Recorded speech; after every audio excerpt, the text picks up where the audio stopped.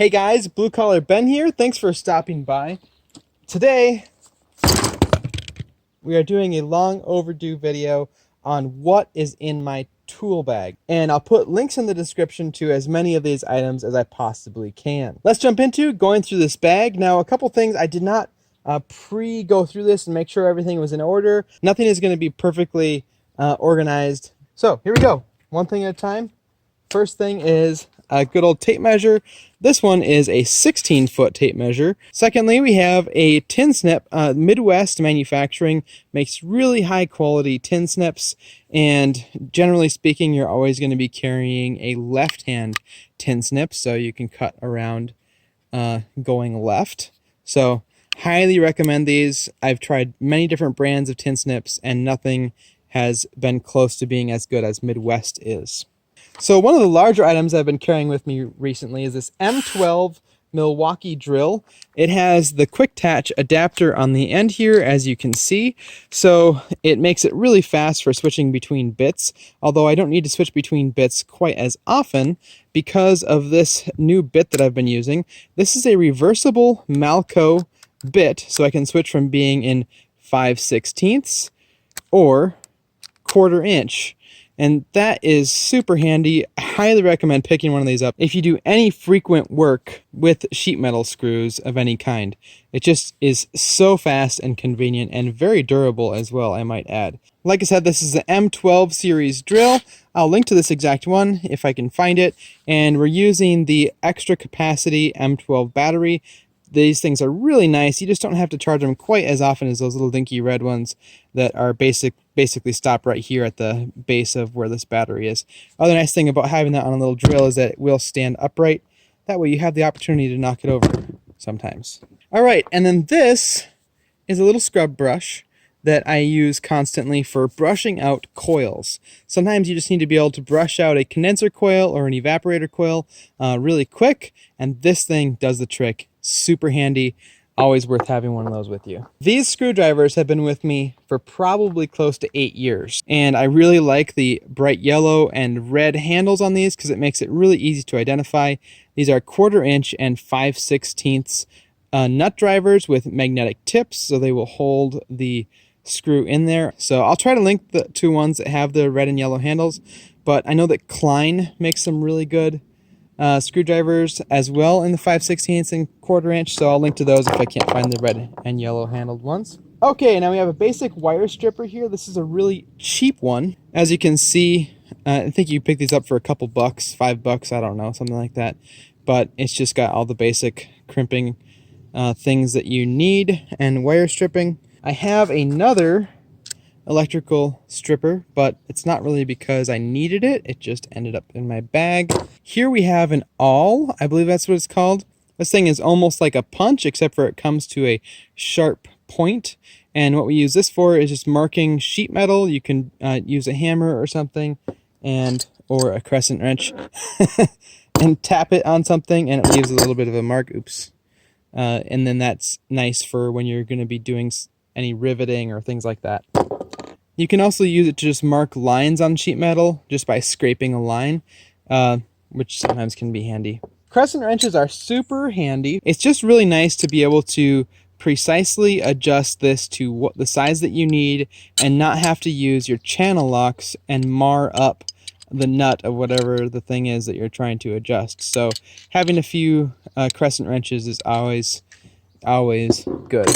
Here we have a little wire cutter or side cutter or dikes, and this thing is useful for when you need to snip off wires. Here we have an extendable screwdriver, and it's actually been way more handy than I thought it would be. Specifically when I'm going to do a secondary heat exchanger replacement, this thing is really nice to be able to reach way back in there.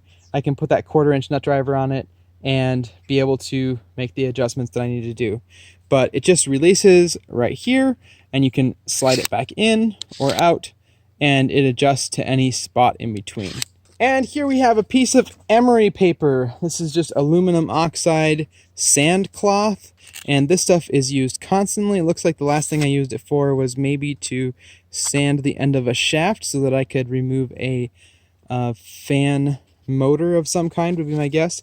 but this has many different uses, and you should always have a chunk of it in your tool belt. Here's another lost and forgotten screwdriver. This was way in the bottom. Okay, electrical tester. This thing is used constantly. This is a field piece electrical tester. I believe I've done a video about this previously. I'll try to link to it. But it's just your basic electrical tester. It does your test capacitors, volts, alternating current, direct current, amps, and it also has a little temperature probe that comes with it. There is the temperature probe. Always good to have a good electrical tester in your bag. Here we have a set of Allen sockets, and these are primarily used for opening and closing the service valves on air conditioners. So you can see this one right here and this one right here. Those are the two that I use constantly. I probably could just carry those because the rest of these don't really get used very often, but I just carry the whole set because it's kind of convenient. Here we have some heavy-duty pipe thread sealant. This is the stuff that I think has Teflon in it, but it's just very nice stuff to work with. I like it. It doesn't dry out. It doesn't stink. Recommend it. It's good for both gas lines and water lines, so I'll try to link to that below. Here we have some more sand cloth. Now, a couple of my channel locks are missing at the moment, but this is one of the most used items. It's just a Knipex Cobra, a large adjustable plier, I think is what you're supposed to call it. But this thing gets really big. The teeth on these things are excellent. They grip into things really, really well. So anytime you're doing like gas line work or any sort of piping that doesn't have the ability to use your crescent wrench, these things are absolutely essential. So I have this size as well as this size. I think that's a 10 and 12 inch, if I'm not mistaken. These ones have a little bit better insulated handles for, I guess, electrical applications. I didn't purchase them for that reason, but those are the ones I have. The handles are a little bit more comfortable on these. So in my opinion, Knipex makes the best channel locks of any company that I have come across. Generic screwdriver. This is an insulated screwdriver, which is nice for working on anything that's electrical, so you don't accidentally short something out. Now here we have a little needle nose pliers, which has also got a couple of different wire strippers in it. This is a Knipex as well. Very high quality, very well made. This is a very gimmicky thing that I thought maybe would be useful, but the idea is that you can just hold it here and then you just keep twisting your hand back and forth, and as you can see, the end there is continually still loosening. And I switch it over right here, and now it'll go the opposite direction. So theoretically it's nice, but in practice it's really not that useful. It has a little compartment here for storing stuff. So I would not recommend buying one of those. But it just ended up in my tool bag. Klein Phillips screwdriver. Another flat screwdriver. Another flat screwdriver. It's always good to have lots of flat screwdrivers. And no wonder there's no flat screwdrivers in the shop.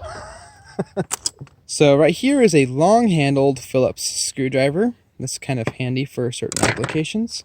And then up here, this is my long screwdriver that's holding my different types of tape in place. This screwdriver is a long Torx screwdriver. And then here are the different types of tape that I have with me. A couple rolls of electrical tape, a couple rolls of Teflon tape, or PTFE thread sealant tape, 1/2 inch by 520 inches. Now here we have a PVC cutter. You use this for a number of things. If you don't have a knife, this is pretty sharp. You can use it as a knife as well. But you can cut anything up to, I think, 1 inch PVC with it. But we mainly use them for cutting PEX pipe. Here we have just a Ratchet 3/8 drive, and you can guess that that is matching up with our set of Allen sockets for opening and closing air conditioner service valves. Over here, we've got a bunch of wrenches. Now, they're not any old wrenches. These are gear wrenches for the most part anyway. There might be a random one or two thrown in there. Carrying a set of gear wrenches with you is really nice when you want to do some precision work and just be able to do a really good job with it. I like to use this 3/4 inch one when I'm using my pulley puller, which is for removing blower wheel shafts. Nice set of wrenches there. And then always carry a toothbrush with you because you never know when you're going to need to brush your teeth. Just kidding. This is a brass bristled brush. This comes in super handy when you want to clean the threads off of something or just generally clean something off. And we have another Phillips screwdriver here. Here we just have kind of a generic pliers, another brush. Here we have a nice little level, which also happens to have a magnet on it. Not really sure why it has a magnet on it, but it is handy sometimes. So that's nice for when you're leveling like thermostats and things like that, where you don't need a big level, but just nice to have something. Here we have a non-contact electrical tester. You just press the button and it senses if there is alternating current present. Although you should not use this exclusively to determine whether or not there is electricity present, because it can sometimes give you a false negative. So this is just kind of a good general indicator to know if there's power present or not. Another 1/4 inch nut driver. Another little level. This is actually a string level. Probably don't need this with me. I don't really use this very often, but I have it. Another brush. This brush needs to be retired, it looks like. Okay. This right here is a telescopic magnet tool. You can see how I have it wrapped in black tape on the end. That's because sometimes I use this thing as a stud finder. I'll link right here to a video where I demonstrate the use of it. But it works just really nice for retrieving things. You can pull it way out like this, and you can retrieve things from places where you dropped them or whatever. It's just very, very convenient at times. So highly recommend having one of these in your toolkit. Here we have I don't know, call this a square ratchet. It's got 3/16, 5/16, 1/4, and 3/8. These things are primarily used for opening and closing king valves. Absolutely essential, in my opinion, to have one of these with you. Also use one of these for opening and closing the tank for my torch. And right here we have our trusty thermostat screwdriver. These things come and go. The one I'm using right now is a Johnstone Supply one. The nice thing about this one is they have a valve core remover on the back side, and I have another valve core remover because in case that screwdriver goes missing, still have this. It also has a larger size. I've never actually personally used that larger size. This bag has a nice bottom compartment. I will link to this bag in the description below. This bag is about 2 years old, I want to say. It's ready to be replaced though. Okay, this is what I call the bottom drawer, and it has all sorts of miscellaneous things in it, and so we'll kind of go through a few of the top items here. Right here is a gauging brooch. This is what we use for cleaning out tiny, tiny pilot orifices. So there's that, and then another piece of sandpaper, and then you can kind of look through here and see all the commingled accessories. Got some knockout connectors for putting thermostat wires through sharp metal, a few random bits and screws and drill bits and wire nuts, and here's a new valve core for something if I needed it. You see you got a couple pairs of earplugs and caps for 3/8 line. It's just all sorts of miscellaneous stuff, clamps. So the nice thing about having this with you is that when you're in someone's basement and you need one little thing of some kind, there's a chance you might just have it in the bottom drawer of your tool belt. So I've also always got a number of caps for in case there's a cap that's missing on an air conditioner service port or something. So that's the bottom drawer. Who knows exactly what's in there. Okay, and for the grand finale, I'm not sure if I want to do this. So down in the bottom section of this bag here, there's a lot of miscellaneous stuff that needs to be gone through. So we're going to dump this out. Here we go.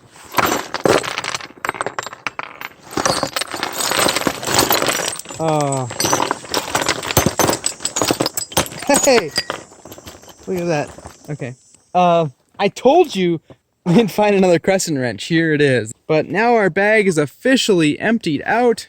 Right here we have a pair of alligator clips on just a little jumper cable. And this is really handy for when you're jumpering out the terminals on a furnace to see if the thermostat is bad or whatever. You can jumper from the R to the G to bring the fan on, for example. A little mini screwdriver that I thought was cool at one point in time. Hey, it looks like I still have one side of the bit still on there. Another small screwdriver. and another small screwdriver. And here we have a bunch of crimp style connectors. These didn't need to be with me, but they were for some reason. Copper pipe from a project that I don't remember. Oh, this is that little square-ended wrench that you use for turning on and off your torch. So you can use this that comes with the torch, or you can use this tool. And so that's why I end up using this a lot of times, because I always know where this is because I use it all the time. Oh my goodness, almost forgot about zero clearance cutter. This little dude is absolutely indispensable. This can cut all the way up to, I believe, 1-inch copper pipe, and it fits in your bag and you always have it with you. It's just super, super nice. So highly recommend getting one of these, and buy the Rigid. I've used other brands as well, but the Rigid is very, very good. Here's another extremely useful item. This is a step bit. So this thing is able to drill any of these sizes that you see written here, all the way from 1/4 inch up to 1 3/8. This is the drill bit. I've got a little pack of Allen wrenches, which is handy. Little engineer's scale tape in case my other one breaks. I have a backup. Apparently, I didn't even realize that was there. Oh, this is exciting.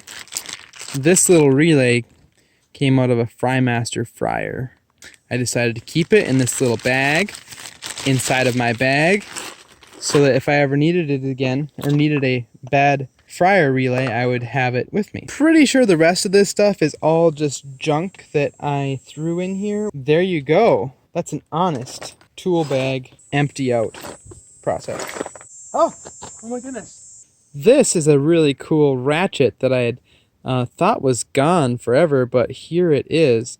This is just a 1/4 inch ratchet, and on this side it can't slide in. You can only slide something in from this direction. So right here I can take this 1/4 inch bit and just slide it into this ratchet, and I have a nice little 1/4 inch ratchet, and I can put my 1/4 inch bits in it. This thing is super useful when you need to get in a tight space, so you can use one of these short little bits and get something turned out when you have some kind of a pipe or something else that's in the way. Another critical item to make sure that you have is an inspection mirror. It's just a little mirror that allows you to be able to inspect around the backside of pipes after you've done brazing or soldering. I will put links in the description to as many things as I can. It probably won't be a fully exhaustive list, obviously. Comment and let me know if you have any specific questions or videos that you want me to do on any particular tool. This video is sponsored by House Call Pro. Head on over to housecallpro.com/Ben to check out a free demo of their app, and if you use my link, you'll get your first month for only $19.